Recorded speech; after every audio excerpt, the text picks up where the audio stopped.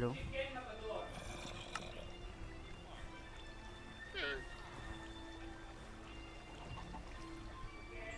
From Charlie Bucket in Willie. Yeah, I got my angry face on.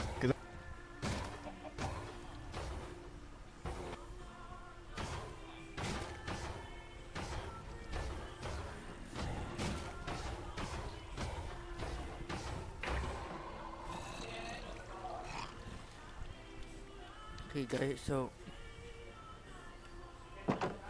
my challenge is to make a oh my gosh.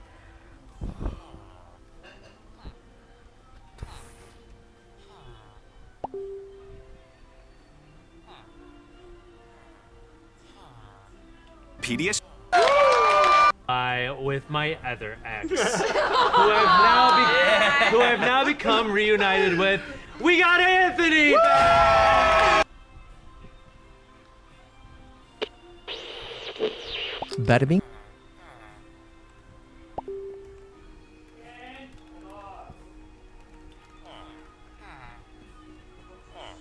Okay, so we're gonna try to get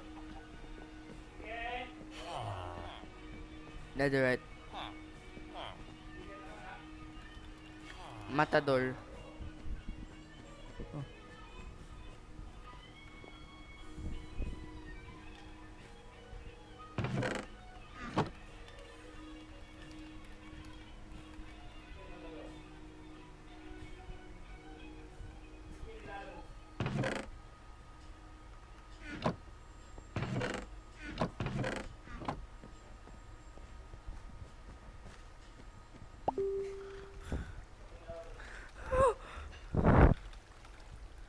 What did this guy do to my base, bro?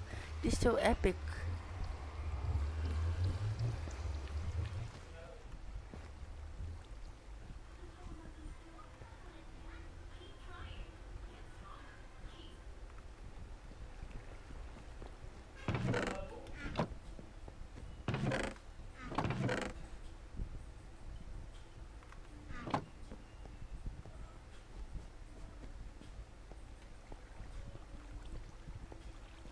To cover this up.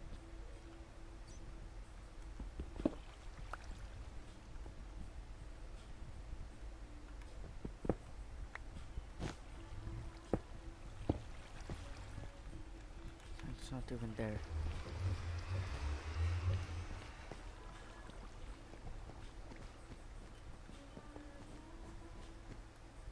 There's 2 floors. Storage.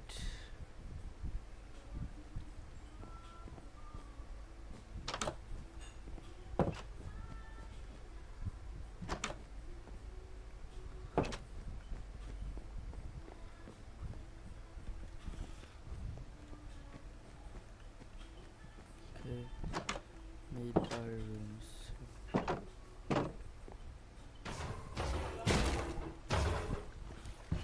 This is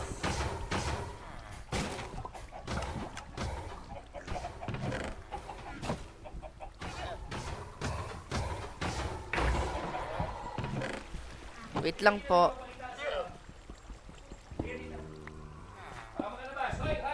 Shh, shh. Ranger! Go to your piano.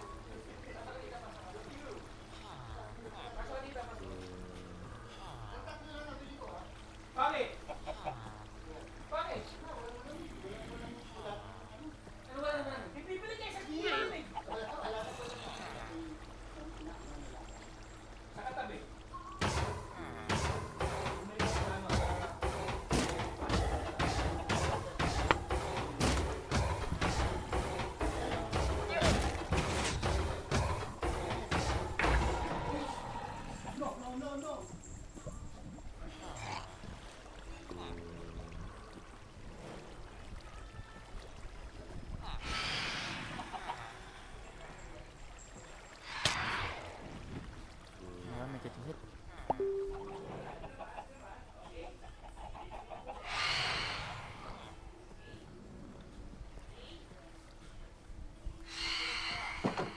Bro, how much did they not sleep?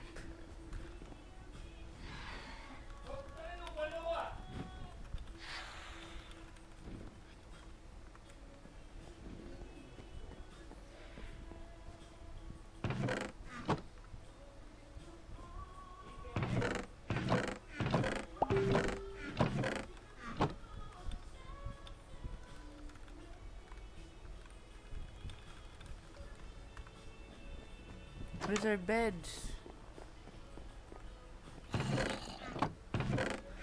Bro, that's a ton of coal.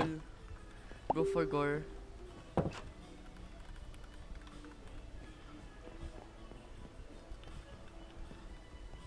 Okay, go for gore to make beds.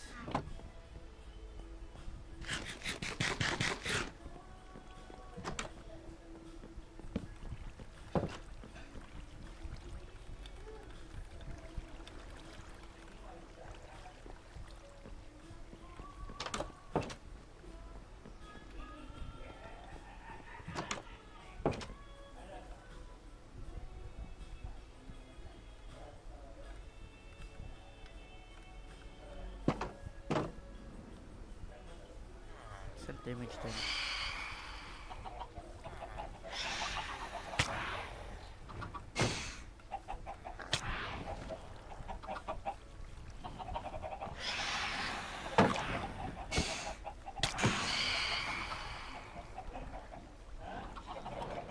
One shot. Dead.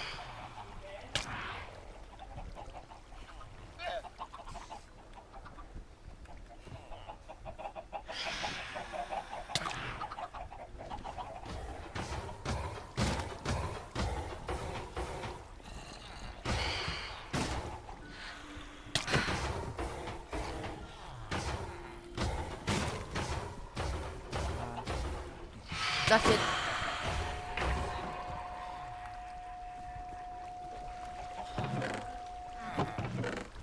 Get this.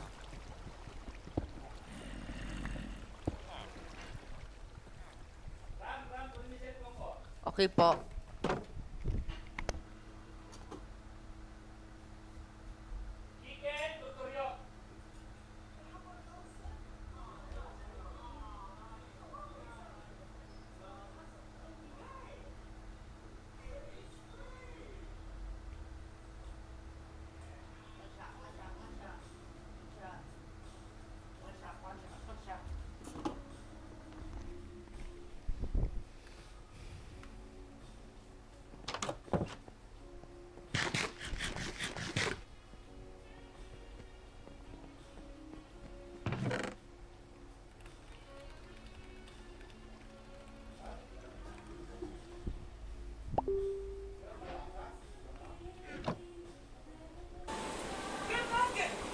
Bro, you can have all the iron. I don't need it, bro. I got like 69 stacks.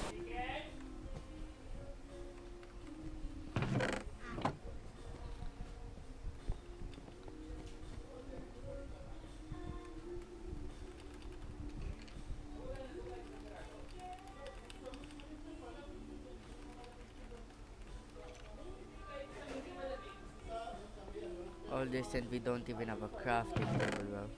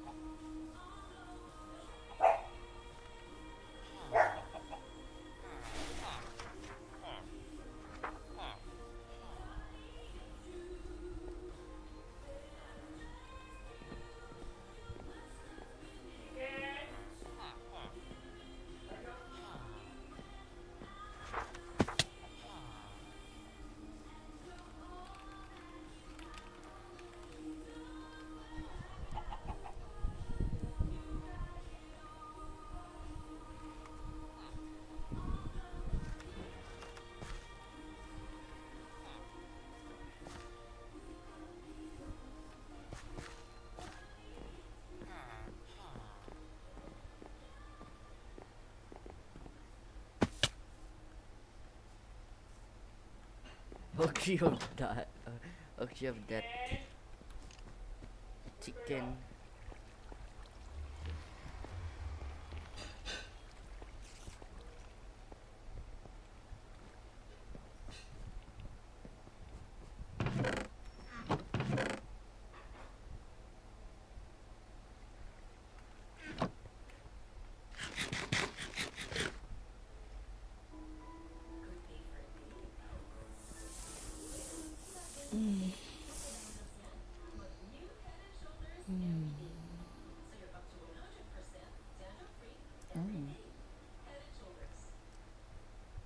What do you do?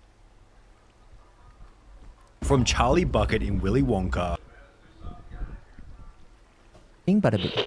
This one's a doozy. I don't even know what to tell you.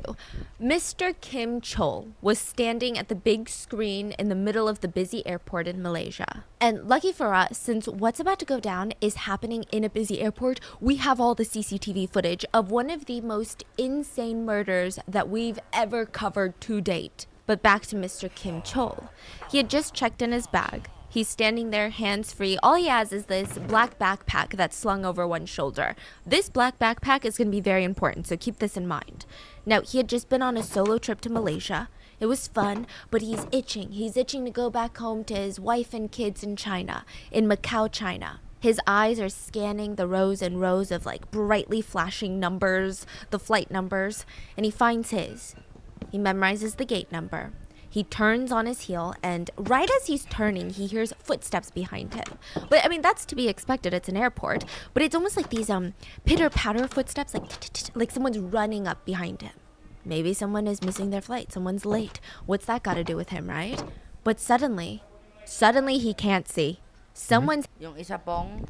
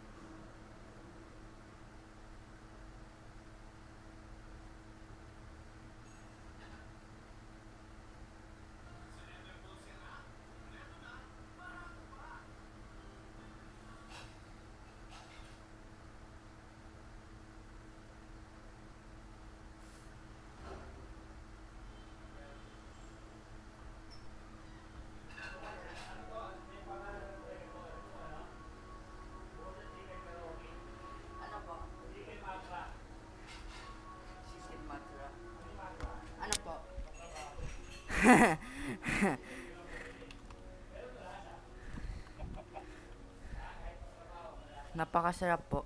His hands are covering his Love you eyes. po. Like if you were to run up to your boyfriend and you're trying to be cute, you put your hands around his eyes and you're like playing peekaboo, right? Guess who? It's like a K-drama moment. But he knew that his entire family, all of his friends, they were in China. As far as he knew, there was nobody that he knew in Malaysia. There was no one who would know him to do this. Before he had time to turn around, another set of hands grabbed his face this time, like kind of covered his mouth. It's almost like someone slapped him without the impact. He felt someone's fingernail uncomfortably poke into his nose, and he tried to grab at whatever was touching his face. He ends up grabbing an arm. And he opens his eyes and he sees this young woman standing in front of him. And he's so puzzled. He'd never seen this girl before and she looks really young. And all she can say is, sorry, sorry. She breaks free from his grasp. Chicken matcha. Matrabaho. Masarap po.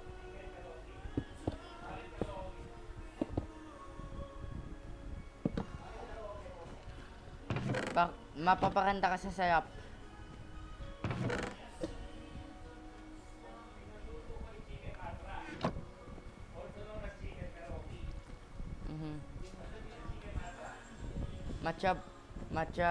Chicken matcha baho. Mapapakanta ka sa sarap.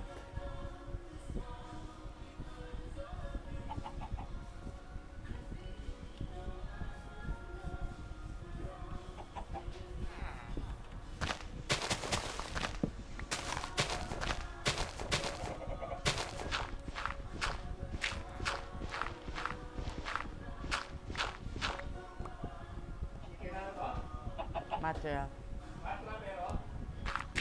Karaoke.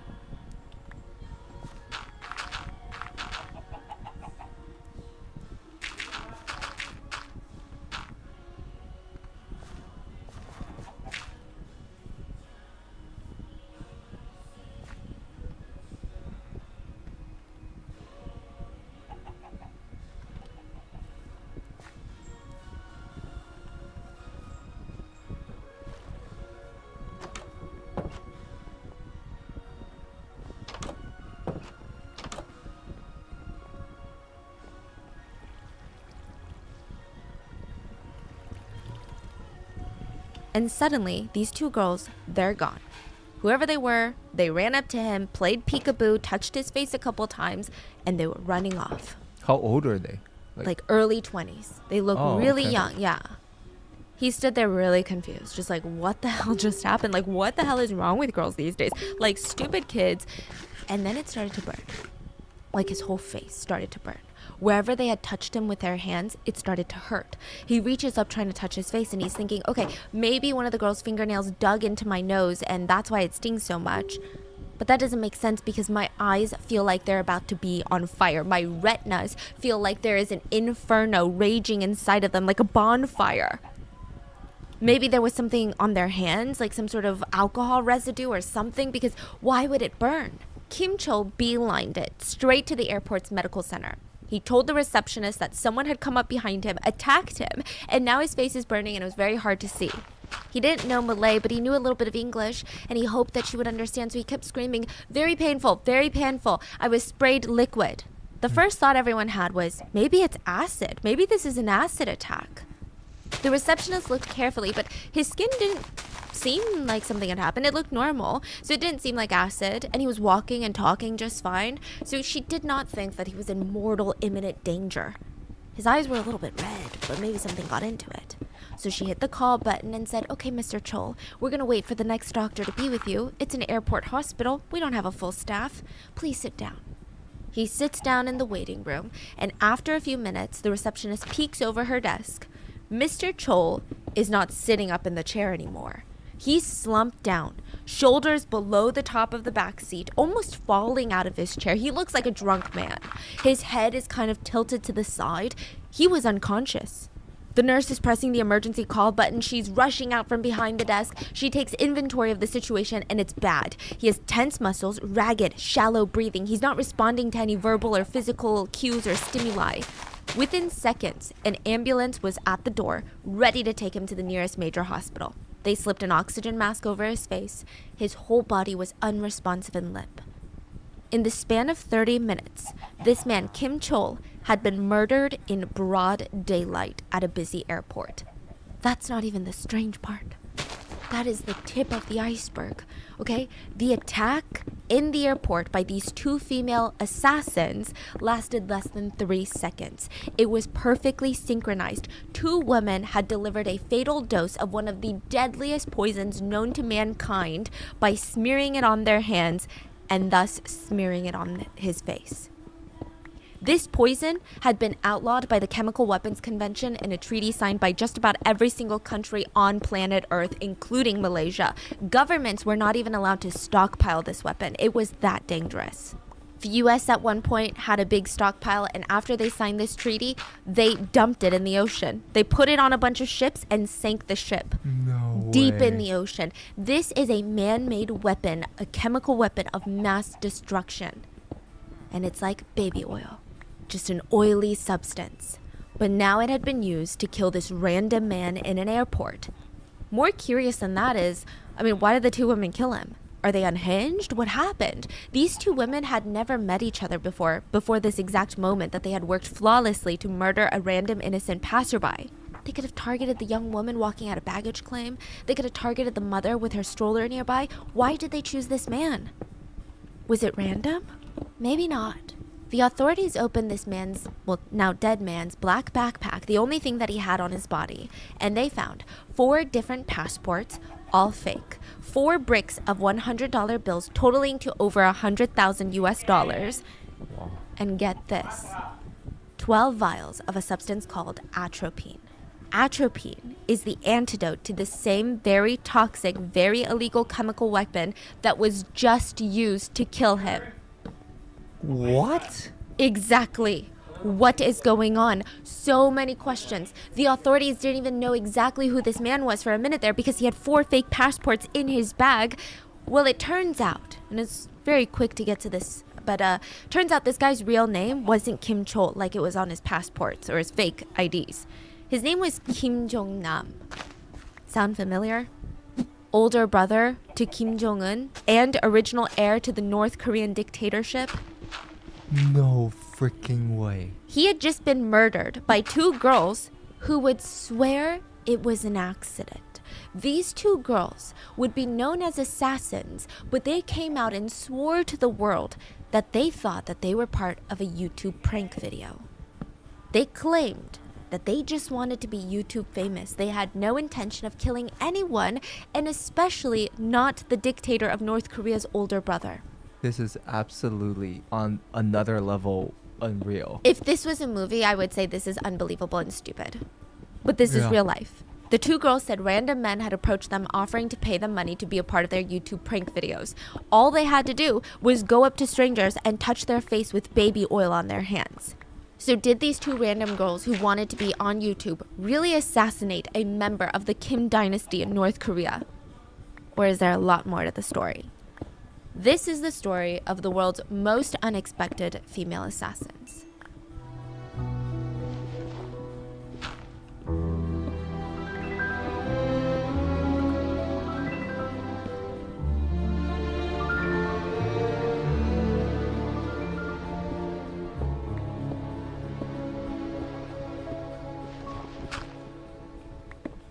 As always, full show notes are available at rottenmangopodcast.com.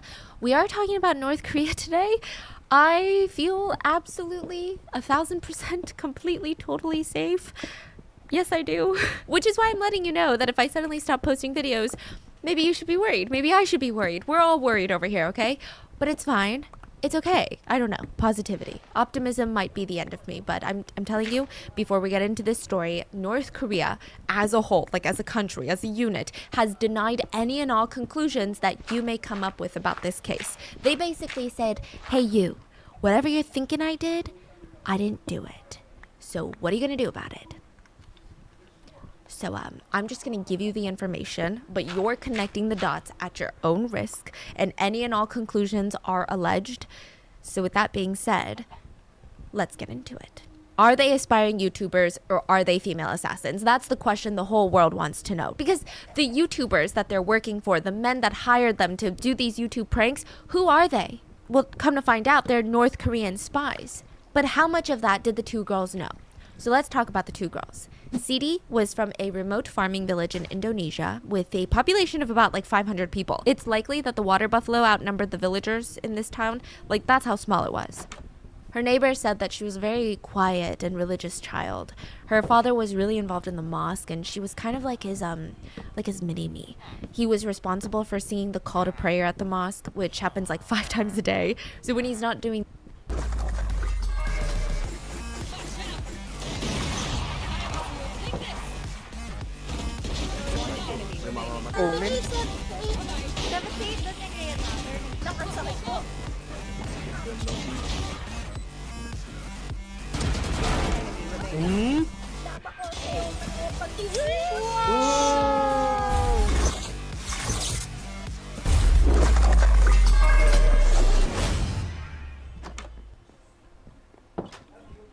Love you pa, Daddy.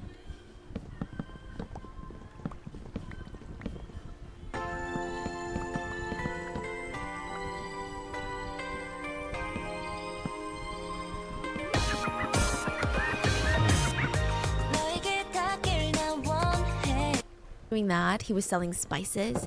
And after Siti went through school, which only went up to the 6th grade in their village, she worked with him at home. She was bundling up spices to sell to the other villagers. She worked really hard. But at the end of the day, she would go to sleep at night thinking, okay, there's gotta be more to life. Like, this can't be it. Are you kidding? The world is so big. I don't wanna look at more suitable water buffaloes than potential husbands. I wanna go see people. I wanna see the world. So she dreamed of a bigger life, and she just had a single goal. Her whole life goal was she wanted to buy her parents a house to retire on so that they wouldn't have to work, they could be comfortable. Siti is 14 when she decides to move out of the village and move to the capital. A relative told her that they could get her a job in Jakarta. She was so excited to finally work towards her dream. She packs all of her things, moves to Jakarta, travels all the way there, and sees that the job waiting for her is a sweatshop. And she's looking around. She's standing in the middle of this huge warehouse with a bunch of tired women that are just sitting on these cheap plastic stools in front of desks that are barely big enough to even fit a sewing machine. There was a cushion on the stool, though. She felt like that was a positive. But at least she would be making money, right? I mean, it's not the most glamorous job, but it's something. So she sucked up her pride, got to work. She worked 16-hour days every single day, no weekends, no windows. And at the end of the month, she would send all the money back home to her parents. She did this for 2 years.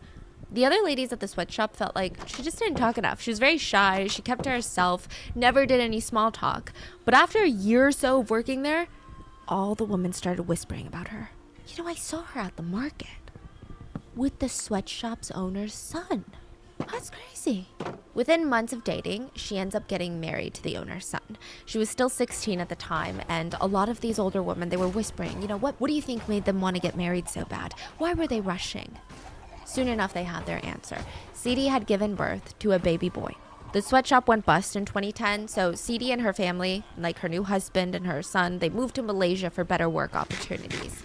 Her husband tries working at restaurants, and Siti doesn't have any prior work experience. All she had was the sweatshop, and there were no jobs for her in Malaysia. A single waiter's salary is nowhere near enough to support the both of them and the baby.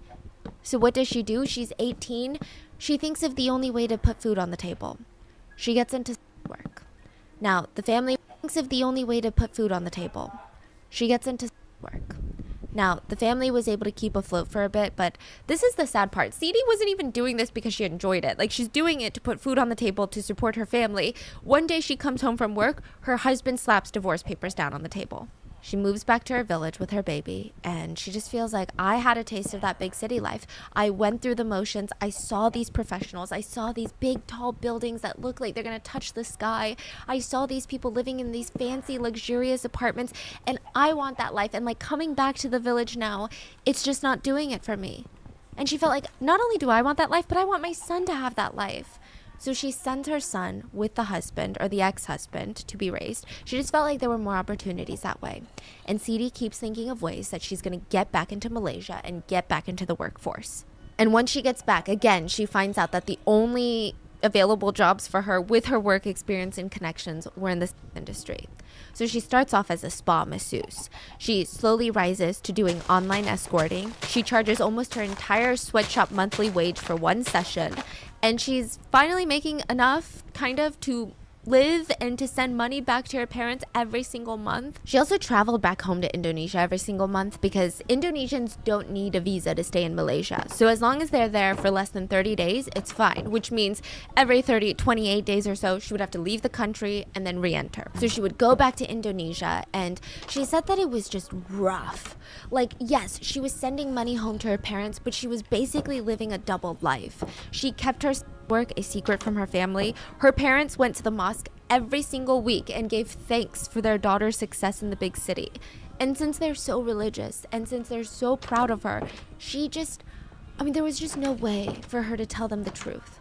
And she knew that if she told them how she was making this money, how she was sending it, they would immediately make her come back to the village where they would take care of her, try to protect her, try to shield her from these things. So she would sit there and listen to them thank Allah for giving them a daughter that worked so hard for the family. She said it was a very complicated feeling. And it broke her heart to keep this secret. And her one goal was, I want to give my parents everything. But one day, I'm going to build a real career. I'm going to do something outside of work, and I can move on from this so that I don't have to feel like I'm living a double life. So when a friend introduced her to a taxi driver who said that he could get her an acting job, Sidi is through the moon. She was skeptical, yeah, but she can't afford to pass up an opportunity like this. The taxi driver is not the one hiring. He said, I gave this ride to this, I think he was a Japanese man named James. He said that he's got this huge YouTube channel, works for a production company, and they're gonna make YouTube pranks. So this is like in 2017 where YouTube pranks were the it thing. Wait, this happened 2017? Yes. This is when Are you kidding me? I don't know why I thought this happened like 25 years ago. No, like YouTube pranks were the it thing back in the day. In 2017, like all those elevator YouTube pranks were raging, like all of that. Wow. So it kind of made sense. Everyone was like, oh yeah, everyone's putting money into YouTube pranks right now. So this Japanese guy named James is like, hey, taxi driver, here's my card. If you ever find future actresses who want to be part of my YouTube videos, just have them call me. So Sidi's like, okay, absolutely. She calls James's number and she meets up with him. Now, you probably already guessed it. James is no Japanese man. He's a North Korean spy. They met for the first time January of 2017, a little over a month before Kim Jong-nam's death.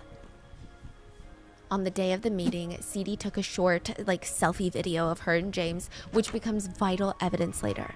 This was not anything new for Sidi. She dreamed of making it in the industry. She dreamed of acting and quitting work, and she documented her entire journey. This was the very first step.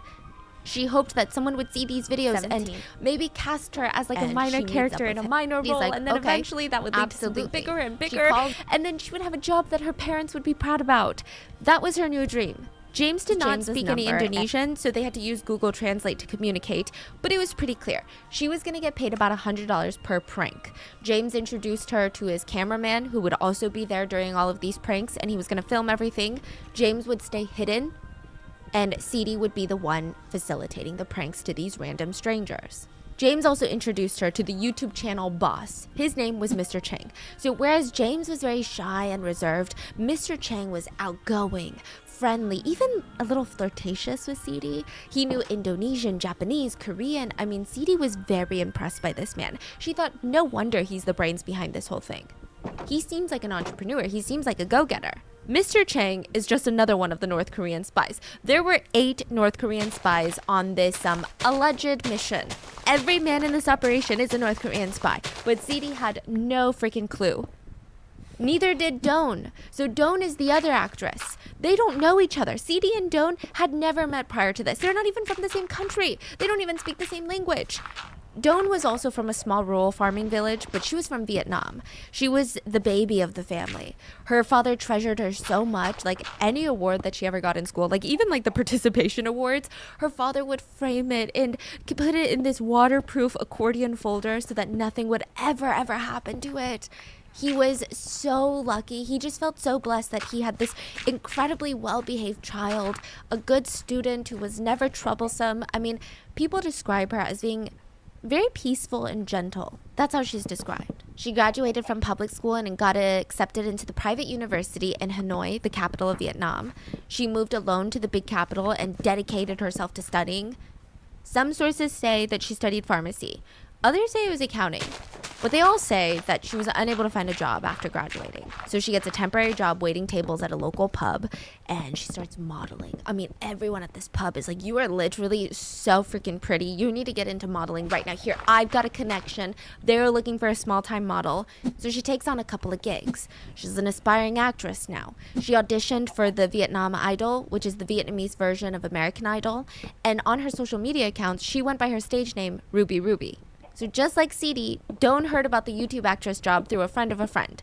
Now, in December of 2016, 2 months before Nam's death, Doan's friend brought Doan to a bar in downtown to meet the recruiter, Mr. Y. This is a different guy from James and Mr. Chang, the one that recruited CD, okay? Mr. Y was dressed in a fancy tailored suit. He spoke fluent Vietnamese. He acted like a very legitimate producer.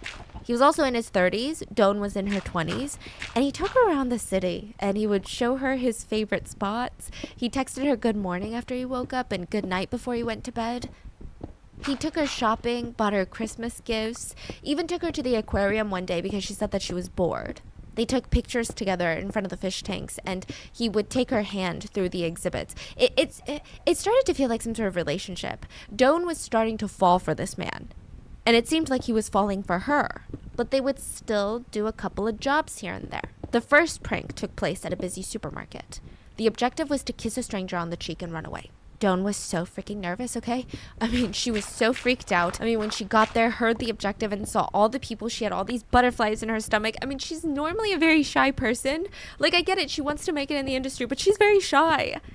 They tried filming the prank a couple of times, but every time Doan would chicken out, and she's like, I can't do it, I can't do it. Mr. Y was very nice about it. He and his cameraman would scrap the shoot. They'd say, okay, it's fine. Why don't we just go out for drinks instead? So they'd go to the bar, take a couple shots. Doan would say that she would get pretty drunk, but not blacking out. And then one time, Mr. Y and the cameraman took her to the next door over, which was a North Korean restaurant. So, it specifically wasn't advertised as a North Korean restaurant, but there are allegedly hundreds of North Korean restaurants in Vietnam that allegedly function as a way for North Korea to get foreign currency, and are also allegedly a hub for spies. Interesting, okay? Everyone in the area kind of knew it was a North Korean restaurant. But she didn't know. She knew. Oh, she knew? Yeah. Okay. But I mean, it's just a restaurant. It's not like you go in and you gotta get shipped to North Korea, right? Doan says that she thinks they took her to this restaurant in order to see if she would chicken out or not want to go in or would say something bad about North Korea or would discriminate against the food. Maybe they felt like if she did, she wasn't right for the job. But she didn't say anything. Her life was on the line. Yeah. Like, she didn't say anything. She didn't hesitate. She didn't act weird. I mean, it's just a restaurant, like, that serves kind of North Korean food that's rumored to have North Korean spies, but whatever, right? She ate the food. She acted normal. So they continued with her. They tried a couple more pranks, and Mr. Y would get her to get a big stuffed teddy bear for her to practice pranks on, and she did, and she was slowly getting braver. Mr. Y told her the next one would be international. He asked for her passport. She gave it to him, and he flew her out to Malaysia and Cambodia to practice more pranks. Doan was enamored. I mean, this feels like I imagine this is like what dating Mr. Beast feels like getting flown out to do a YouTube video. It feels very like fancy and oh my gosh, I'm making steps in my career. This is like exciting. She was getting flown out internationally to act in these viral YouTube videos. I mean, she's already a model, and now her dream of becoming an actress is becoming more and more close. It's becoming more and more true and feasible. Now, on the other hand, so Doan is practicing on a teddy bear. She's doing these random pranks in public. CD was kind of going through the same thing, but a little bit different. She's working with the North Korean spies James and Mr. Chang. They would meet her in a predetermined public location, which was almost all. Doan is practicing on a teddy bear. She's doing these random pranks in public. CD was kind of going through the same thing, but a little bit different. She's working with the North Korean spies James and Mr. Chang. They would meet her in a predetermined public location, which was almost always busy with people. And it was a bit less romantic. Mr. Y took this almost romantic approach to the whole thing. These two guys, they did not. They would pay her the money, and typically she would walk up to a stranger, hold their hand. I feel like we've seen these on TikTok with, you know, the elevator video or the escalator videos. So she'd walk up to a stranger, hold their hand. They would turn around, look at her, and then she would say, sorry, sorry, and run off. That's so scary now. Now you think Yes. about it, it's like after you hearing about this, man, I don't want people touching my hand, you know, because you Yeah. don't know what's on there. Like, as a YouTuber, I would be scared to film these because I don't know what people's reactions are Of going to be. course, of And I don't course. know if they're going to overreact or Yeah. not overreact, but Yeah. so then she would run away. CD herself said, I didn't really think that the jokes were that funny, but hey, I'm getting paid $100 a prank. There must be an audience. There must be people that are watching this because what the hell, right? Sometimes they would smear CD's hand with lotion before the prank. Keep this in mind, okay? So they would smear her hand with lotion and they would say, okay, go up to that stranger and wipe the lotion on their face. She would do it, and it almost never escalated to the point of someone hurting her or getting mad at her. Almost everyone just seemed confused and silently angry. Then they would escalate. They would say, hey, put this baby oil on your hands and play peekaboo with that random stranger. So she would run up to a random man, and they would always pick the person that they wanted her to approach. She would run up to the random man, put her hands, cover his eyes, and then when he turned around, she would say, sorry, sorry, and then run off. There was always a cameraman that was hiding in the corner filming the whole thing. And with every escalation, which from the nothing to the baby lotion to the baby oil, she would get paid more and more. And with the life that CD had, this was comparatively easy money. She could do the prank and then apologize and run away afterwards. She hadn't run into anyone that had like a black belt yet or that had crazy anger issues. So she felt like, okay, I guess I'm not really hurting anyone and the pranks are harmless. So at least I can send money back to my parents. That's how she justified it. And James and Mr. Chang promised her at the end of the day, these videos were the into the entertainment industry. You get into the YouTube prank videos and then soon you're gonna win an Oscar. That's what they're telling her. You're gonna become a famous actress. In hindsight, they weren't wrong about the famous part. CD would become internationally known. February 13 of 2017, Mr. Chang was walking through an airport. He's not running, but he's walking pretty fast. He's walking with a purpose. He had somewhere to be, right? He walks up to one of those cafes that are before the airport security line. So it's technically open to anyone. You don't need a boarding pass. You don't need to get through security. It's just before you go into the airport, or maybe you're saying bye to a loved one. So he sits there and he meets up with a young woman, CD. CD is patiently waiting for him. She had gotten a text for this airport location and she thought that she was here just to film another YouTube prank video. I mean, this is what she's been doing for the past month, getting paid to go meet at an undetermined, very public location. And he would point at a couple of people. She would run up and put some baby oil on their face. Get paid a couple $100. She had already ordered her coffee. She was sitting down waiting for him. He didn't even bother ordering anything. He just walked right up to her and explained the game plan. Today, we've got a new prank. Okay, it's kind of like the lotion prank, but a little bit different. Here's the idea. We're going to put a blend to the peekaboo prank and the baby oil prank. So I'm going to cover your hands with oil and maybe some lotion later. You're going to walk up to people that we point at and cover their eyes. Easy peasy, right? Okay, sounds good. Do you have a target in mind already? Now, he usually did. Mr. Chang almost always did. He said that he would pick out the person who looked most likely to give a strong reaction but not call the police. That's what he told CD. He said it's all about the YouTube views. It's all about the YouTube engagement. That meant he would go after normal, non-scary, non-intimidating looking adults. Oh, and here he comes. Don't make it obvious, but behind you, 5 o'clock, gray suit jacket, black backpack. CD reached behind her and pretended to fiddle with her bag strap. She glanced up and sure enough, there was this kind of portly looking man that was walking briskly through the airport. He was stopping to look at the list of departure gates. She turned back to Mr. Chang. Okay, got it. And the lotion? No, we're gonna do oil this time. Here. He takes the bottle out of his bag and pours a little bit on CD's hands. She's like, oh God, it's slimy. Well, yeah, don't touch your face or your clothes with it. It's gonna stain. So go up to him, cover his eyes, and run away when he turns around. Right now? in a second. I need to set up the camera. He's over there somewhere, the cameraman. But there's another actress this time too. She's gonna do the same thing, but she's gonna come up from the front and cover his mouth. He's gonna think that he's getting kidnapped. It's gonna be so good for the video. I've got another team at another cafe location to get all the angles with another cameraman. Oh, and you can wash your hands afterwards. There's bathrooms by the doors. CD looks at her coffee cup that she's not gonna be able to finish because she's got oil all over her hands now. What a shame. And Mr. Cheng's other team consisted of 2 men who are currently at a cafe on the other side of the airport, and they were in their places ready for action. On the other side of Terminal 2, Mr. Y was talking alongside Doan and a couple other North Korean spies, keeping a lookout. Right before 9 a.m., all actors and crew take their places. The girls are hidden behind columns on opposite sides of the check-in desk. And minutes later, when Mr. Chol walks through the doors, CD Doan and all of the North Korean spies track him with their eyes. The girls wait for their signals. Mr. Cheng gives the signal. CD runs out from behind the pillar and towards Kim Jong-nam. We're going to call him Nan. He turned the other way, but he didn't see her coming. He just heard her steps, and in less than 3 seconds, he felt a pair of small hands covering and smearing oil onto his eyes and face. He's like, what the hell? Mr. Y gave the signal that he saw CD rush out. Less than a second after CD, Doan approaches Nam from the front, and she places her hands on top of his face, almost like on top of his mouth and nose. Why do they need 2 girls? Is it Oh, there's insurance? a reason. So after CD covers his eyes and she walks away saying, sorry, sorry, Mr. Y gives the signal. And Doan comes out from her side of the pillar, which is now in front of Kim Jong-nam. She walks up to his face and kind of places her hand on his face, like covering his mouth and his nose.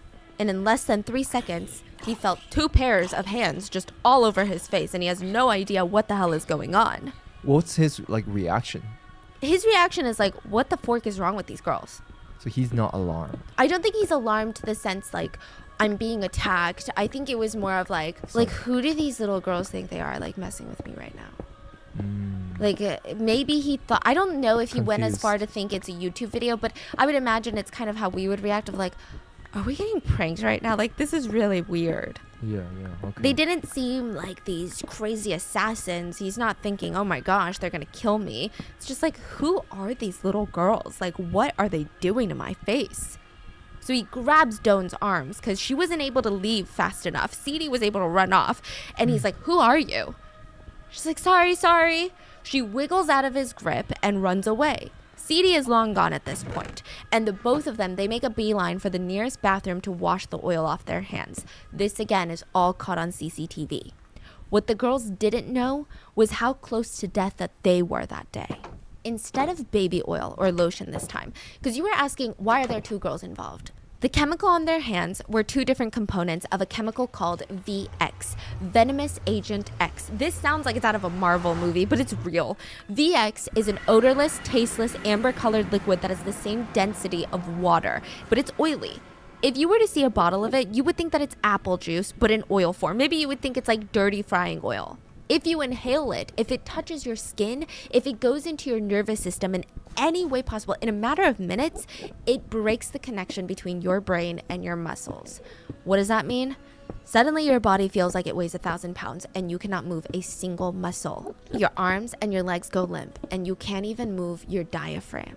So your diaphragm is what makes you breathe. The diaphragm sits just below the lungs, and it contracts in and out, which pushes air in and out of your lungs.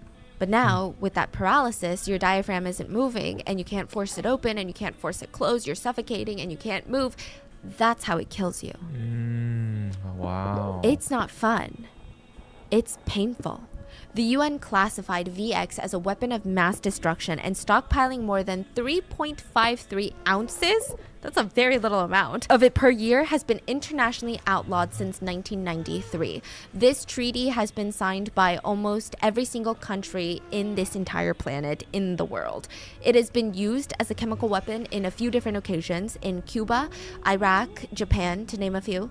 In the Japan attack, Masami, he was part of the new religious group that we talked about, the subway bombings, or the subway attacks. He was part of that religious group, that cult. He sprinkled VX onto the neck of a suspected spy, and he killed them. It's pretty bad. Another fun fact about VX, the US used to have a stockpile of it until 1996 when the government banned it because they signed the treaty. So how did we get rid of it? The military employed the good old chase technique, aka cut holes and sink 'em. Chase. AKA, they filled old boats with this deadly chemical weapon, pushed it out deep into the Atlantic, and then sank their ships. They sank a total of 124 tons of VX into the Atlantic. Jeez. I mean, it's better than using it on people, right? But I mean, in the Atlantic? 124 tons? Yeah, I can't even give you a calculation on how many people 124 tons of VX could have killed if it was in the wrong hands. Oh my god, that's horrifying to think about. Yeah. And it's speculated that less than a pinhead-sized drop can guarantee death. So think about how much damage 120, I mean, you could wipe out an entire nation, maybe even the world. Let me give you a scarier statistic, okay? North Korea has somewhere between 2.5 to 50,000 tons of VX. North Korea has about 45 million times the legal dose allowed to be held by any country in the world. And if you already were kind of questioning humanity, this is all human-made. It's a synthetic chemical. It's man-made. Humans are really out here ruining everything. It is said to be one of the most toxic, if not the most toxic substance on Earth in all of history, courtesy of mankind. Seedy and Doan were given a dollop of this substance on their hands. They were told to go up to their target and smear it on his face while they film it. It would be a hilarious prank for their YouTube channel, they said. Look, I too was wondering, how the hell did these two girls not plop dead? Like, how, what? So think of the Hey everyone, and welcome back to the Breaking Dot. How to get to it? Again, you're gonna pick the first for X-ray dot. Go through the to find to your desktop, gone, and I'm probably going to your folder. You're gonna move it right to the.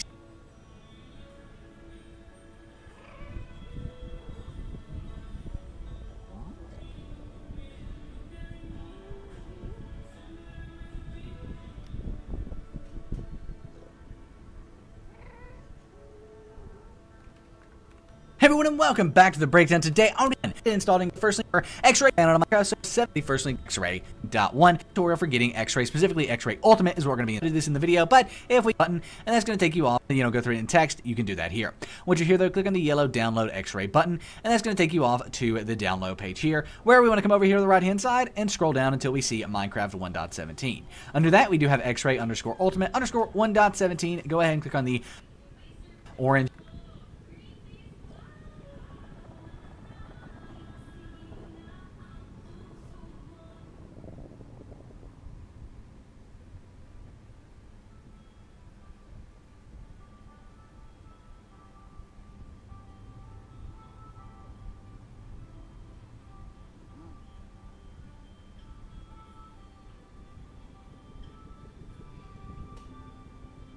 download button automatically in the bottom left, and after a few 17, go ahead and click on the orange download button.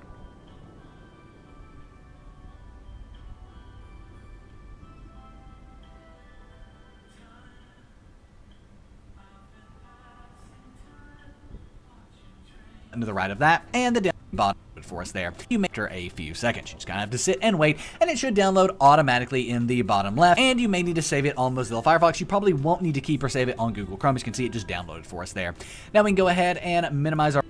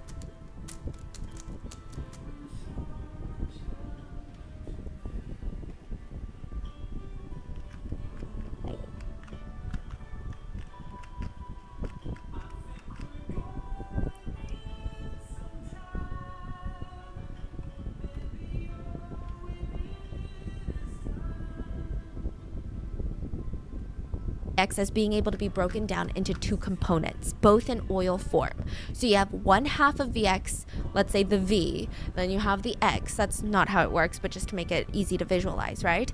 Now, those two together, deadly. By itself, not deadly. That's freaking crazy. So think of it as halves. Each girl has half the formula, and when the two are mixed on his face, they form the deadly combination.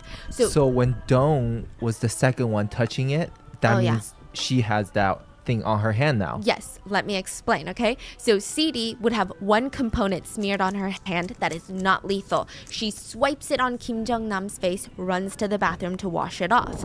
Dawn would come up with the second component, smear it on his face. Combining both of them on the surface of his face would result in his death.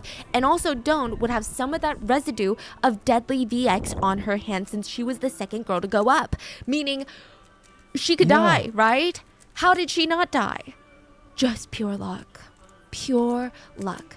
CD did not feel any effects because she did not have both components. Dawn, on the other hand, had both, but she just ran to the bathroom. Both girls said it just felt really slimy and gross. It was very unpleasant. It's not even just like oil on your hands. It was just really nasty. And there was almost like this weird gassy smell to it. They didn't like it.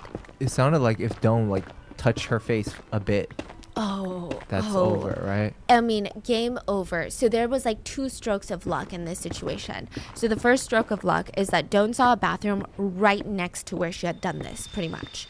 Like on the other side of the lobby. So she half ran towards it, not wanting to look suspicious. There was no line, which is usually not a thing at airport bathrooms. So she just went right in and washed her hands. Now, a thing about VX is that it is very dangerous, okay? But it's also completely able to be washed off with some good old soap and water. Dawn did not experience more than the tiny effects of VX because she was able to wash it off in time. And then the second stroke of luck was that the skin on your hands is some of the thickest skin that you have on your whole body. So it would take much, much longer for it to seep into her body. Kim Jong-nam would not have this luck on his side. He felt the effects within a minute. The quantity of oil on his face was much higher than the pin drop lethal dose, and face skin is actually very thin, especially around the eyes is some of the thinnest parts of skin on your whole body. It's been said by experts that the fastest way to absorb VX into the bloodstream would be through eye mucus. You get it a little bit in your eye. Your eye is basically an extension of your brain. It just goes straight into the bloodstream. So I guess my question is, does he know at that moment since he's from North Korea? He had no idea. Because he has 12 vials of the antidote in his backpack. Why does he have that? He anticipated this? Yes. He had no clue who these girls were. He had no clue what they had put on him. He probably thought it was some sort of rubbing alcohol or some sort of acid. If he had known it was VX, he had 12 vials of the antidote right on his back, and instead of using it, he rushed to the medical center. That is crazy. Yeah. Wow. So he's anticipated to run into Yes. these type of scenario during this trip. Not even just this scenario, but he Karaoke. just anticipated that his brother would kill him. Mapapakanta kasi sarap. Because I thought that he thought maybe North Korea was trying to kill him, or someone who hates North Korea was trying to kill him. Kim Jong-nam had been telling all of his friends for the past 6 months prior to his death that his brother, the North Korean dictator, was out to get him. But why would this guy want his brother dead? Why would Kim Jong-un want his brother dead? None of this would have happened if not for Disneyland. You're like, what the hell does North Korea have to do with Disneyland? Just about everything, okay? Kim Jong-nam, the one that was murdered at the airport, aka Nam, he had been primed his whole life to take over. He was the eldest son of his dad / the former dictator. He was gonna be the next dictator after his dad. It was his birthright.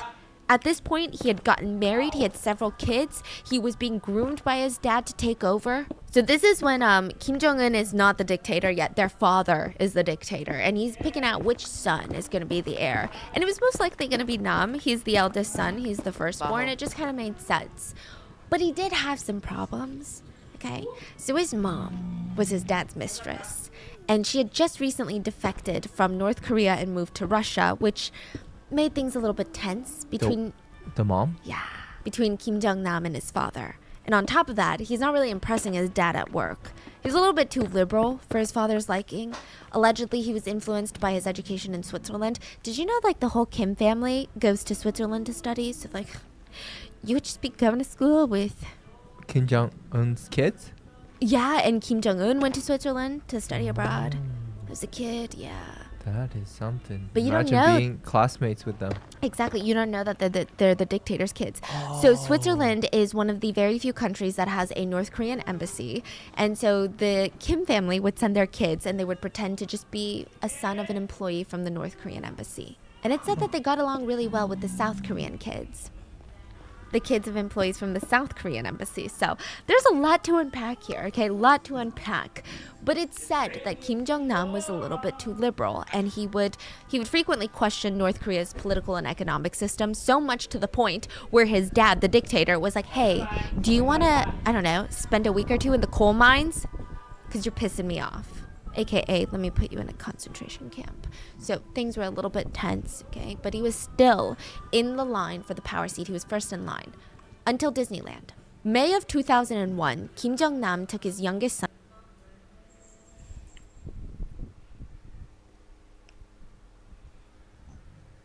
to Disneyland. He only took one son. It was supposed to be like a father and son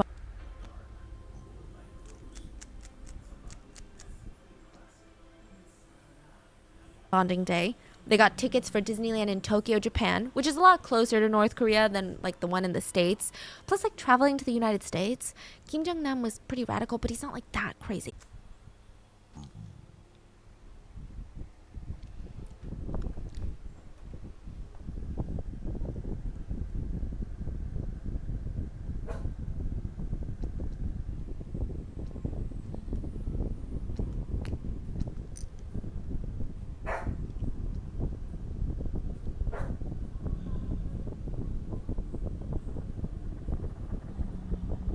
They all like secret identity? Yeah, when they've they got like a travel? million fake passports, and they're really good. But he gets arrested at the Tokyo airport for his fake passport in front of his son. And there's so many layers to how embarrassing this was. It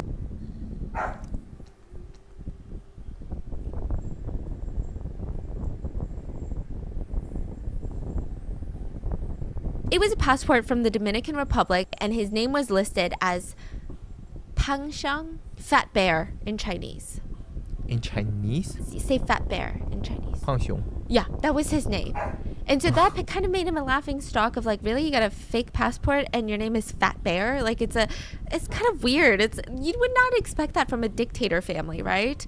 Now, that's not the part that people were upset about. North Korea was so upset because Disneyland is the shining jewel. It is the epitome. It is the symbol of the prosperous capitalism of the Western world, aka North Korea's greatest enemy is the Western world.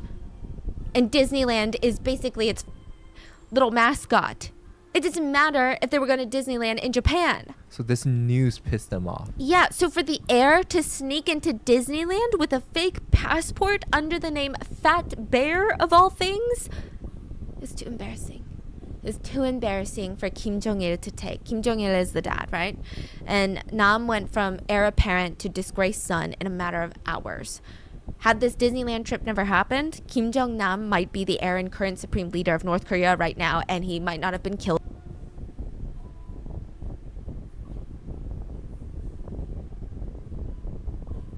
in an airport for a YouTube prank video.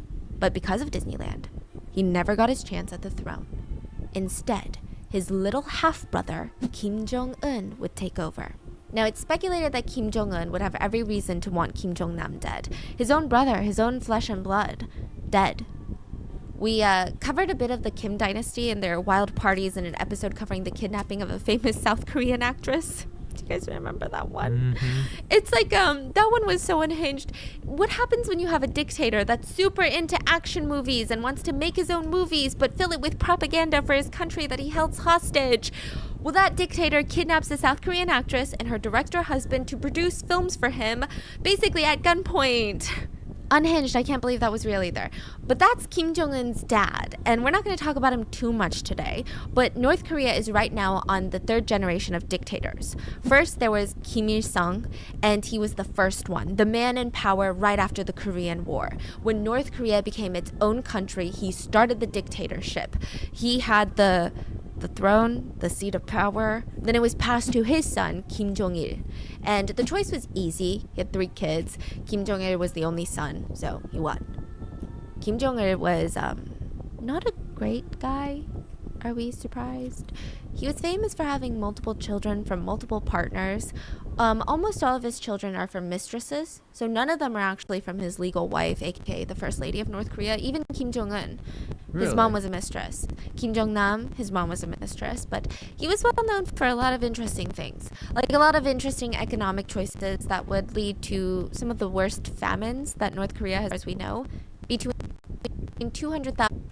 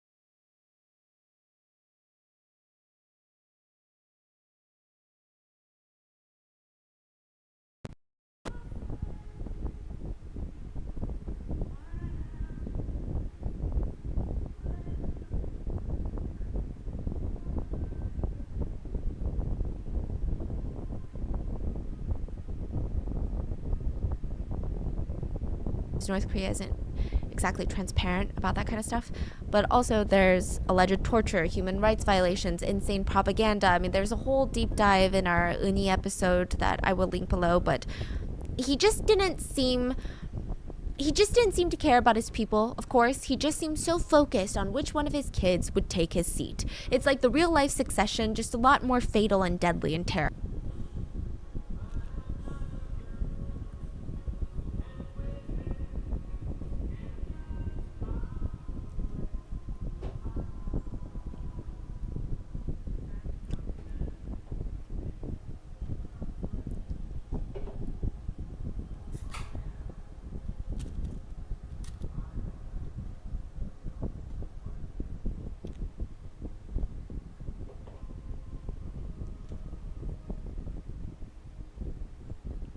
Terrifying.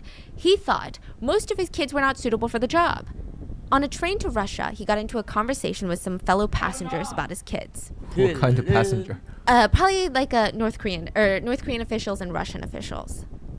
Okay. And like most fathers do, he said, "My sons are idle blockheads," which people thought was humorous because they do have quite square-shaped faces. He said, "My sons are idle blockheads. My daughters are the ones who have the real minds, power, and intellect to be in politics." But misogyny wins, because ultimately the transfer of power would go to his son and not his daughter.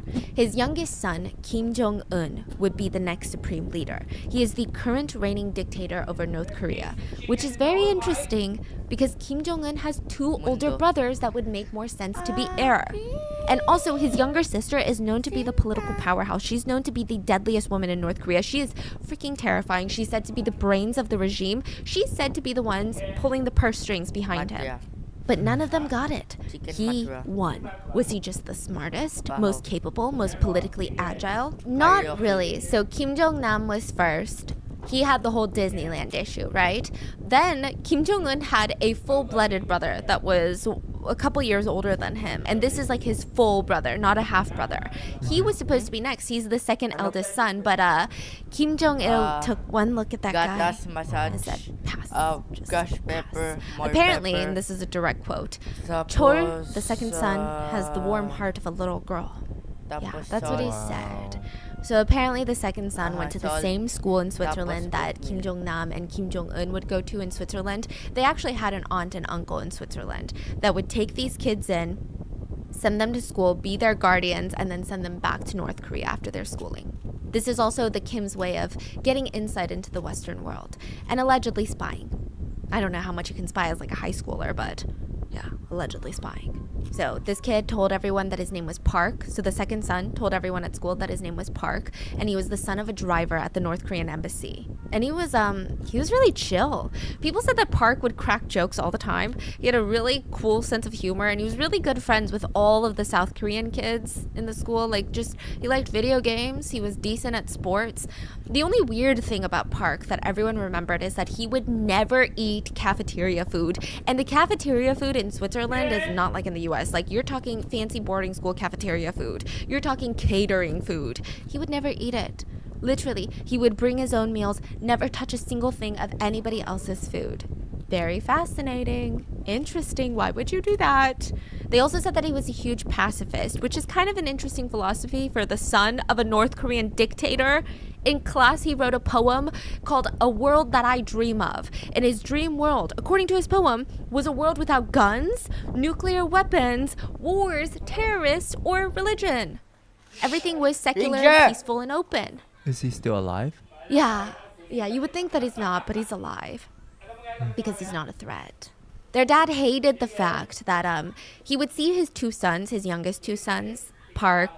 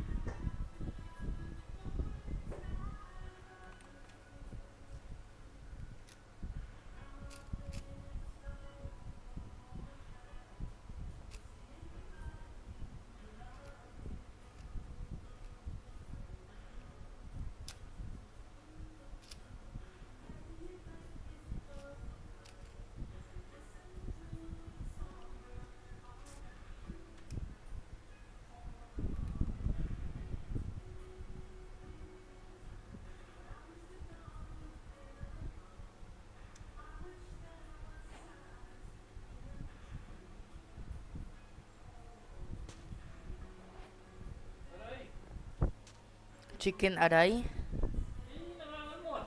Ranger. Chicken kate.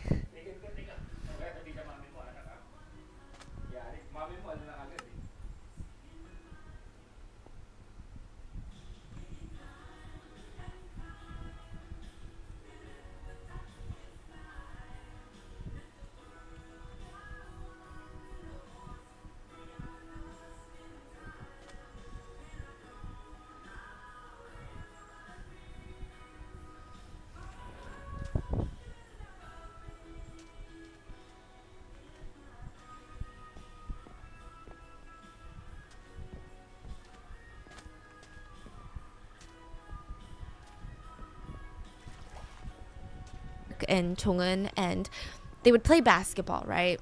Which I don't think most North Koreans can do, but he's part of the Kim dynasty. Did you just say Jong-un, like Kim Jong-un? Yeah. Okay. I'm just calling him Jong-un-y, like he's my friend or something. that's Yeah, weird, it's weird. honey. Okay, Yeah. Kim Jong-un. Okay. So then the second son would say things like, "We did good, guys. We did well," after they lose. Meanwhile, Kim Jong-un would rage. And his dad was like, "I like that one. Oh. I like the one that's raging. I like the one that can't process emotions." So his dad passed on the second son being the next leader. Didn't even give the second son a second glance, okay? But he was fine with it. He never wanted the seat of power. He just wanted to live his life because at the end of the day, the Kim dynasty, they're billionaires. So he's living his dream, traveling the world, going to Eric Clapton concerts, which is like a blues guitarist. He plays guitar in a band. He lives in Pyongyang, and he just tries to steer clear of his brother's bad side. It's said that after Kim Jong-un took power, he's just basically Kim Jong-un's baby, even though he's his older brother. And he just likes to use some money to get some girls and hang out. Kim Jong-un does not even consider him a threat, even though technically he could challenge his brother's rule. So if the heir can't be Disneyland Nam or chill second son, it's gotta be the only other son. Forget the intelligent, terrifying, frightening daughter. We need a man. So Kim Jong-un it is. And it's said that allegedly, Kim Jong-un's mom, who happened to also be a mistress, was the one who tipped the police off in Tokyo about Nam's fake passport when he arrived. She allegedly knew that Nam was in line for succession, and if he was internationally embarrassed, Kim Jong-il would never allow him to take over. If Kim Jong-il chose one of her sons, she would go from mistress to mother of the dictator. Also, her bloodline would be half of the royal bloodline in North Korea. So in North Korea, there is no voting, obviously.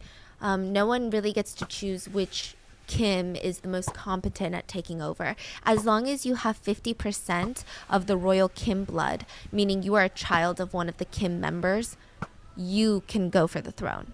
You have a chance. So that's why even though she's a mistress, her son can be the next, I don't want to say king, but technically. And I think that she had been eyeing this for a while now. It said that ever since Kim Jong-un was born, she would call him my little general, which is a scary thing to call your child. And this isn't that important, but just to give you some insight on this guy and how unhinged his upbringing was, guards would be forced to inspect his food, which makes sense in case of an assassination attempt, but he also had dedicated guards to handle his toilet. They wouldn't flush it. His dad, the dictator, was very picky and was very paranoid that someone would steal his poop and study it. Like a foreign power would somehow steal the poops of his kids. Study The poop.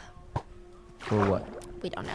I don't know what you get out of poop, okay? So what are they doing with the poop? I don't know. They had like a secret way of disposing of their poops. So regardless, Kim Jong-un takes power, but there's still other people, other relatives that could challenge his rule anytime if they wanted to.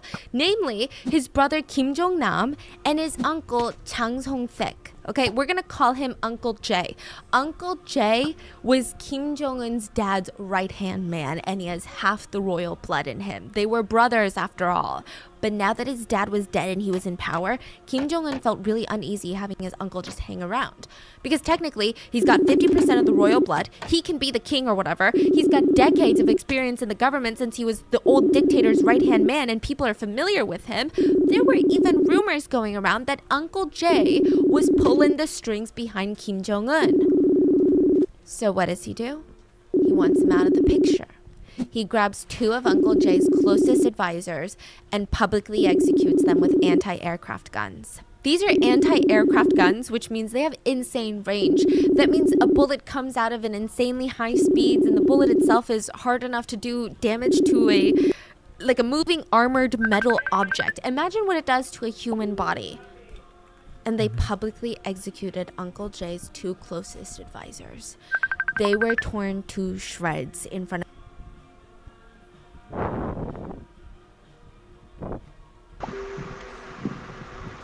Yo, Brodowski. Yo, Brodowski. I can't Bro, hear you. The server crashed. Huh? The server crashed. Why? I don't know, bro. You probably definitely hacked it. What do you mean? I'm gonna have to fix it again. Bro's gonna have to fix it again. What a bozo. Joking. Oh my god, but this... Why did you crash it, bro? Why did you crash it? I don't know, bro. It just crashed. What did it say? Did you get disconnected? I don't know. It just TP'd me back to Minehut. Like the Minehut server. Okay, go back again. Go back in again.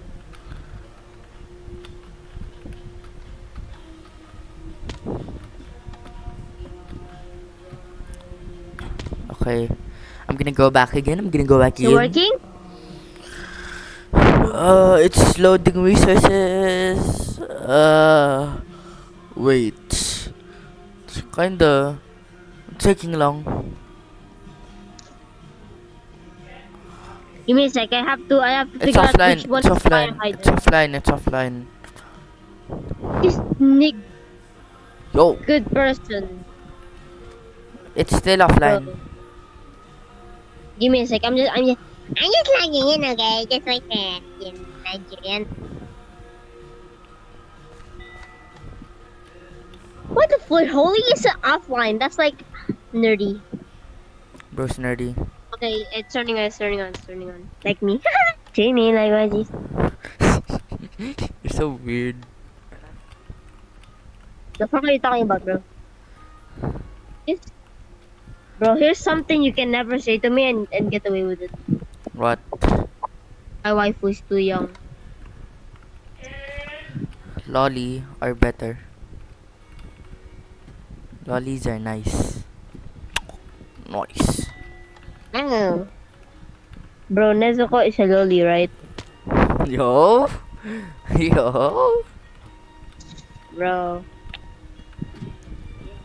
Kinda susnok ng line. Okay, bro, just get on the server, you Nigerian.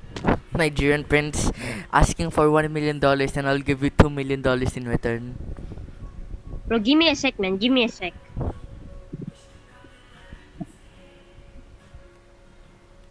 Hold up. Okay, I think it's online. I have 5 ancient debris. Bro's got 5 ancient debris. Bro, you should probably Sometimes the love goes wrong. Don't get stuck, okay? Sometimes Because I I built all those farms. I cry, bro. I built the iron farm, and then I built the sugarcane farm, and then I built the chicken farm. How much chicken do we have now, bro? I honestly don't know. Next I forgot. one is my XP farm, and then my cow farm, and then what's next? After my car farm, and then I think you should make a farm, you know? oh yeah. Oh yeah, like the seeds, bro. And then we literally rape people. What? What? I didn't say anything, bro. Tama. Bro didn't say anything, bro. So what talking about?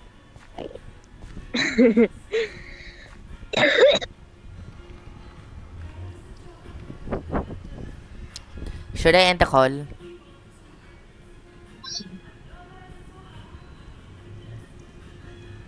You know what I hate? Bro, just disconnect the red.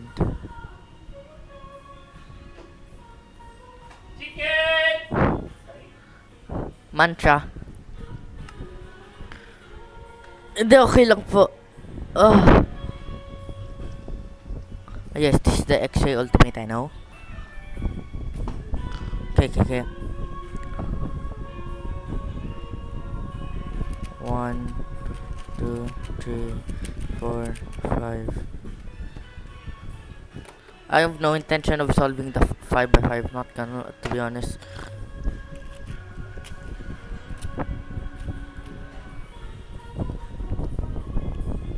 Sometimes a heart can feel that. Sometimes a love goes on. I say pray to God.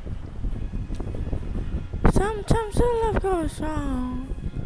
Sometimes a heart can feel that.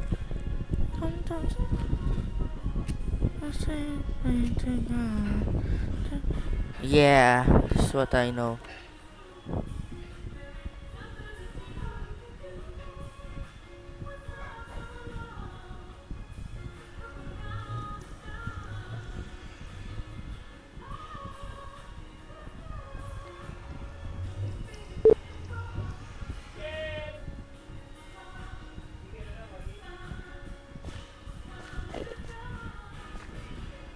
Chicken mantara.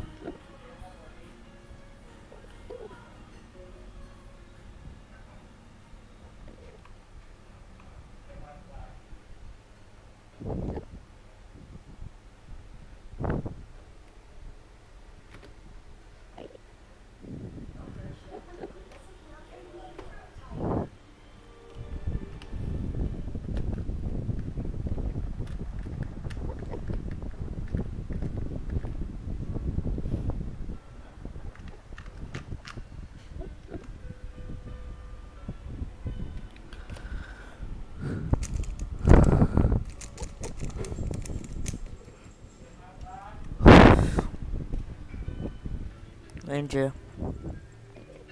Okay, stick this up your nose. Dapat di ka rin. Mantra.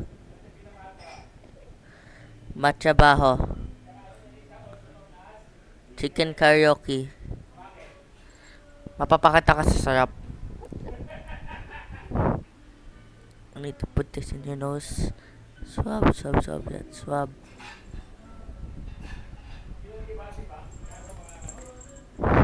Ranger. Ranger, tiba-tiba.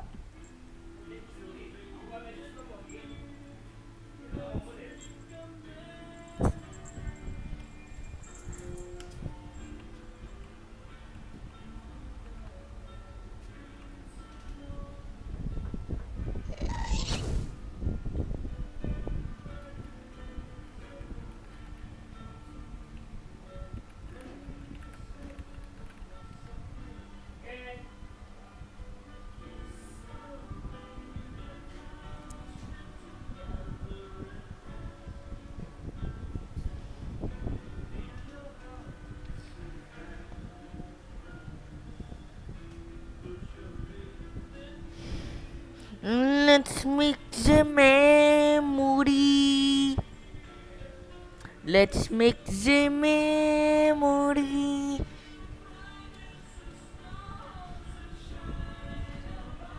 Let's build cup with the wine.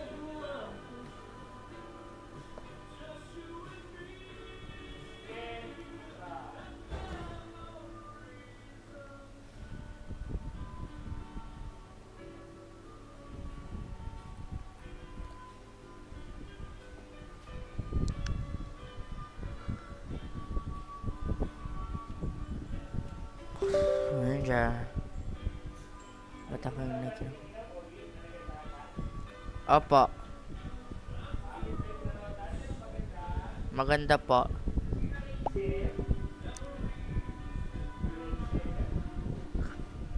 Si Daddy po.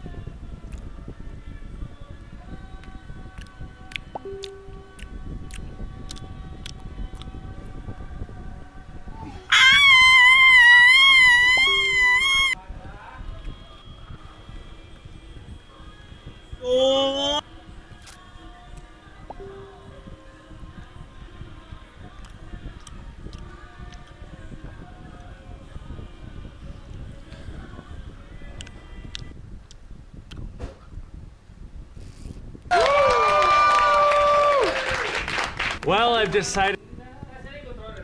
Fortnite is hiding insane collabs, secrets, and so much more in Season 3. Let's break it all down, but first we gotta talk about an emote that players are abusing. The googly eyes emote scales depending on your outfit, so a skin with normal eyeballs looks fine, but someone like P-Elite looks ridiculous. It's especially true when you put this on Tuna Fish or the Demo Gorgon. I mean, what even is this, Fortnite? But a secret that'll destroy sweats involves the kinetic boomerang. It's gone under the radar this season.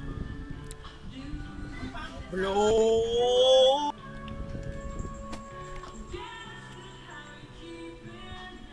Ingat pa si Doyan.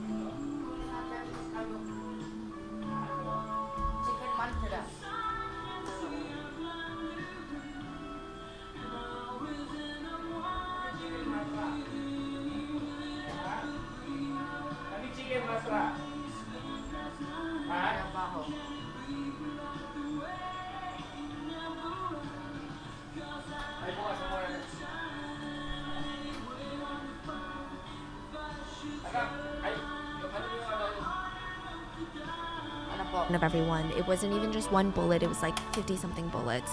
They were ripped apart publicly. They kept firing until their body was literally combusting into pieces. In a situation like this, wives would typically have to gather their remains off the ground. They kept firing until their body was literally combusting into pieces. In a situation like this, wives would typically have to gather their remains off the ground, every single piece, and bury them in pieces, but they weren't even allowed to do that. The biggest insult is that they were taken and cremated after, which is like a big thing in North Korea. I guess it's like an insult. So Uncle Jay collapsed during the execution. He fainted from the stress and grief because yes, those were probably his two closest friends, but he knew he was next. And he knew that there was no stopping his nephew. There was nothing. 10 days after his advisor's execution, Uncle Jay was arrested. Before this, he was a perfectly healthy man, but when he was brought out for his public execution, people saw severe bruising all around his eyes and his body, scarred cuts all around his hands and his mouth. He was allegedly tortured during his time in prison, and the executioner told the crowd that Uncle Jay was convicted of treason. They did not provide any more specifics and/or proof. They turned the guns on Uncle Jay and fired at him for 3 minutes straight in front of a crowd of people. The crowd literally could not distinguish Uncle Jay's body from the piles of dirt and dust around him at the time that they stopped firing. He had been turned to dust. And in North Korea, if you get arrested, so do your closest family members. After the execution, Uncle Jay's sister, so Kim Jong-un's aunt, her husband, and every single one of their kids were arrested. Allegedly, Kim just wanted to wipe out all of his side of the family because of the bloodline, which means claim to the throne issue. Kim Jong-un no longer had a threat of his uncle or his uncle's family taking over. His brother, calm second brother, made it very clear that he didn't want the throne, and Kim Jong-nam had been disgraced. But disgraced is one thing, and non-threatening is another. So Kim Jong-nam, after the whole Disneyland accident, he had a deal with his dad. His dad would pay him $500,000 a year for him to just like roam about the world and have fun. He would just kind of travel from here and there, and he was a little bit more global back in the day, but once Kim Jong-un, his little brother, took power, he stayed in China. There's a whole thing about this. In 2012, Kim Jong-un put out an assassination order against Kim Jong-nam, his half-brother.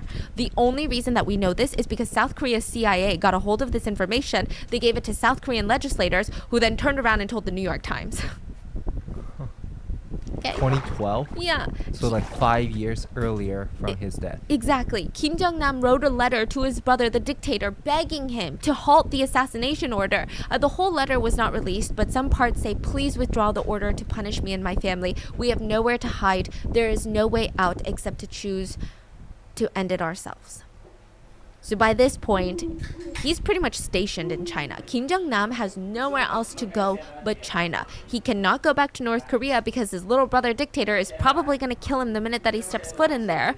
And everywhere else is not that safe. So compared to the rest of the world, China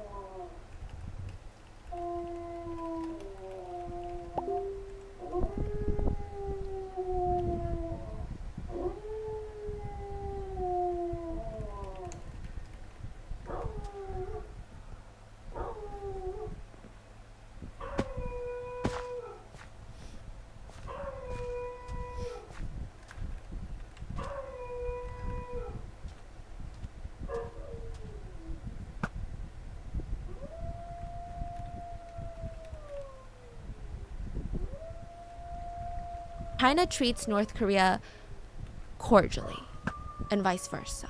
China is also a very strong, formidable enemy. So Nam hoped that he was safe there because his brother had a fear of pissing off China. And if he went into China and assassinated Kim Jong-nam in China, you think Chinese government would be like, oh yeah, go on ahead, do whatever you want. They'd be pretty freaking pissed. Kim Jong-nam was hiding in China, in Macau, China to be exact, but there were a couple other family members that were in hiding. So there were some that defected to Russia. These are like direct family members, not just like North Korean defectors, but a couple in the United States. Yeah, the US is a big place, okay? They will shield you, and just like China, it would be very, very difficult for the North Korean dictator to come into the US and kill their family member. If they wanted to, allegedly. So remember the aunt and uncle in Switzerland that would watch all of the Kim's kids while they went to school in Switzerland? Well, they decided that they didn't want anything to do with it anymore. I don't really know. I feel like there must have been something that happened or something that instigated this, or I don't know. Because while they were taking care of Kim Jong-un, so this guy's a teenager right now. He's in their Swiss house, going to the Swiss boarding school. They pack their bags in the middle of the night, take their kids, and dip. They leave Kim Jong-un to wake up so confused what the hell had happened. They actually ended up flying to the U.S., getting help from the CIA to stay hidden. They went to the U.S. Embassy, requested asylum. U.S. granted it to them. They are now currently living in New York City. They've been completely anonymous, just until a recent interview with the Washington Post. They will not share their new names or their faces, but we do know that they're running a dry cleaning business, and they're getting ready to pass it on to their kids after they retire. None of them want a single thing to do with their cousins or their nephew's regime. And it's speculated that's why Kim Jong-un constantly threatens to blow up Manhattan, because he hates his aunt and uncle. But besides that Washington Post interview, they have stayed dead silent. Even in the Washington Post, they really didn't say anything. They just said, we want nothing to do with North Korea. We're just trying to move on with our lives. Matrabaho. Karaoke. Mapapakanta ka sa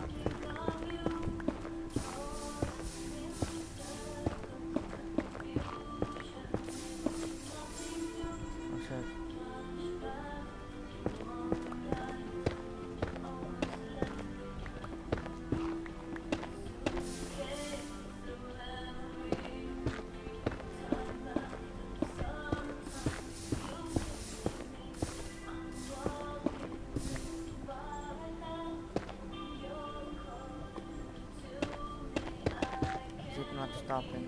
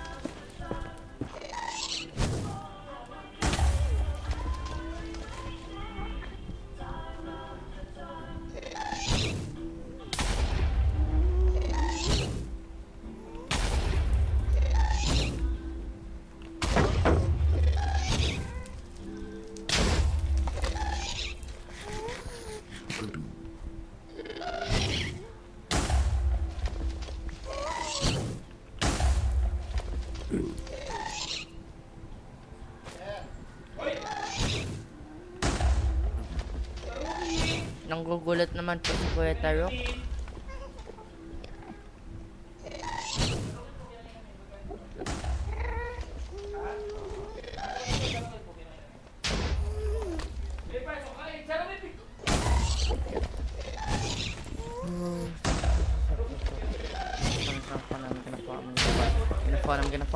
I'm gonna fall. Freak me in the ass.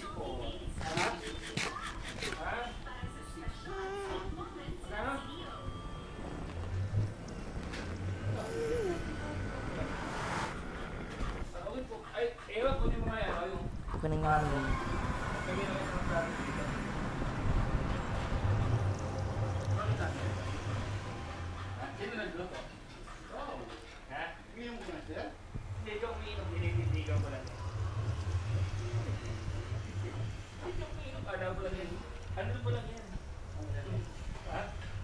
Bakit ilan yung binili mo kanina?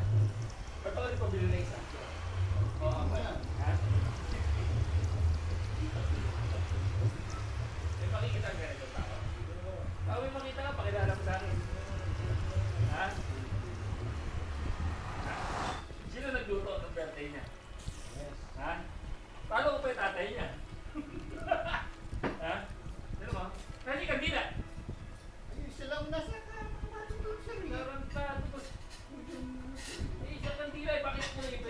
Jacob kulay pink. Kaya nung sabi ko, ayaw mo pa akong bigyan, mingi pa ako ng extra, ayaw pa. Ay wala ni, dumanin na lang, wala na akong matuwa. Matutuwa? Ha? Matutuwa? Hindi na ako sa concert. Buti ka Huwag mo na sabihin, ha? Ano to? Regalo mo lang to? Eh, sila kita. Sila.